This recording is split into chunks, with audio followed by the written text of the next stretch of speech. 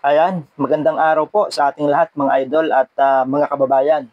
Nung nakaraan ay inihatid ko po sa inyo yung resulta ng isinagawang survey ng Archlight Facebook page sa mga kandidato sa pagka-senador.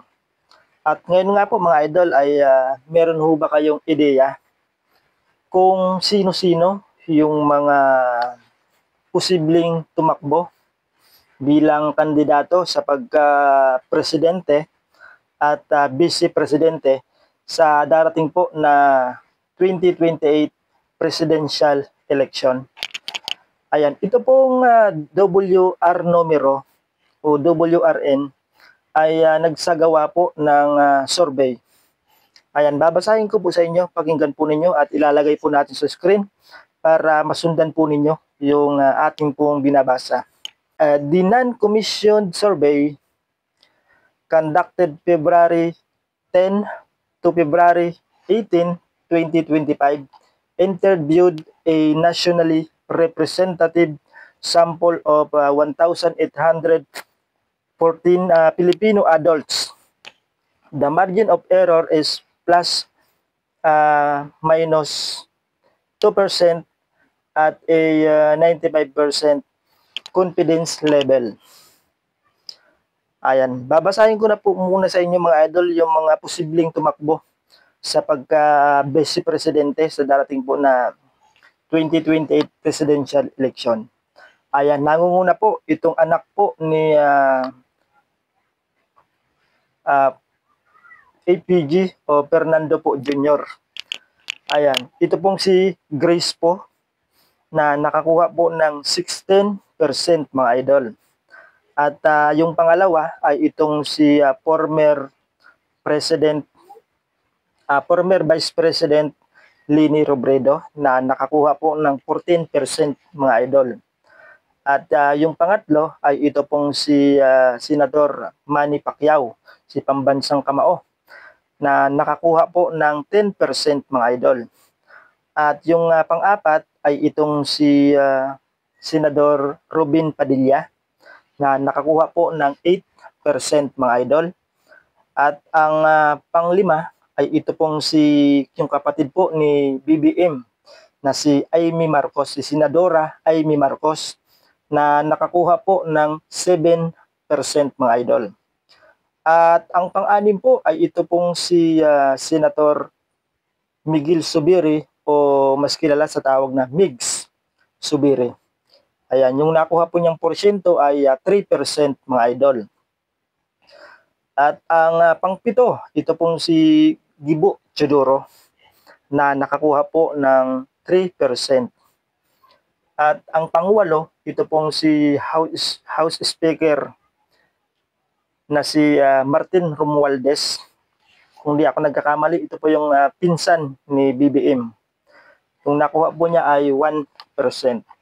So yung mga binasa ko ay yun po yung mga posibleng tumakbo sa pagkakandidato bilang vice presidente sa darating po na 2028 presidential election, vice presidential election mga idol. So ito naman pong babasahin natin ay yung mga posibleng tumakbo bilang kandidato sa pagka-presidente sa darating po na 2028 presidential election mga idol.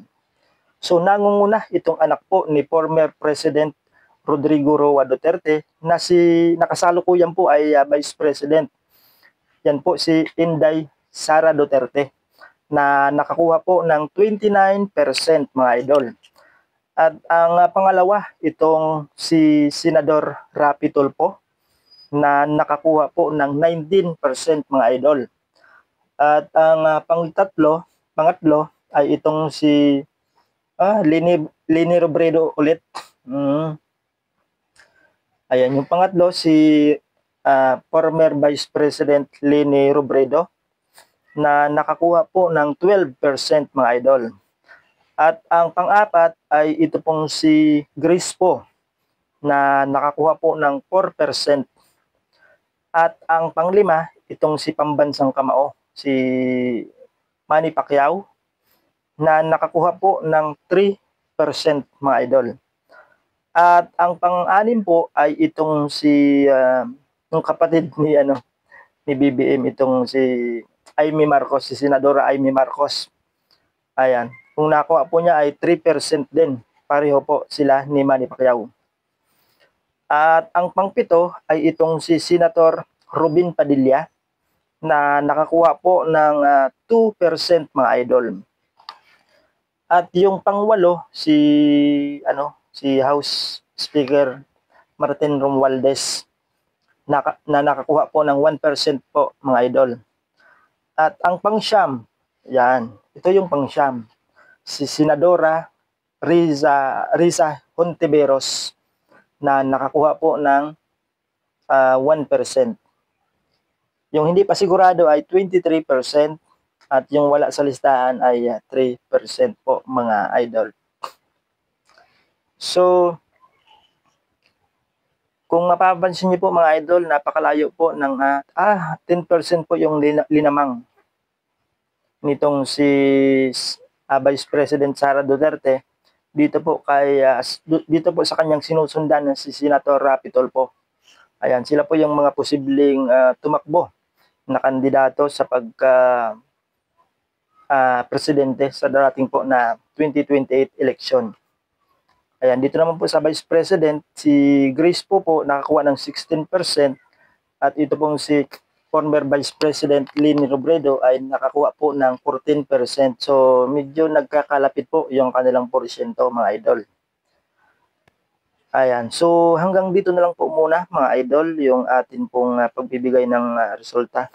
At abangan nyo po pagka may inilabas po na resulta ng survey ang MBC-DZRH at yung Archlight Facebook page ay agad po namin ipararating sa inyo mga idol. Kaya kung hindi pa po kayo nakapag-subscribe dito po sa channel ni Mr. Idol Vlogs ay mag-subscribe na po kayo mga idol para maging updated po kayo dito po sa mga resulta na atin pong ibinabahagi dito sa ating YouTube channel. So maraming salamat po sa inyong suporta at sa inyong panonood mga idol. Ayan, ingat po tayong lahat.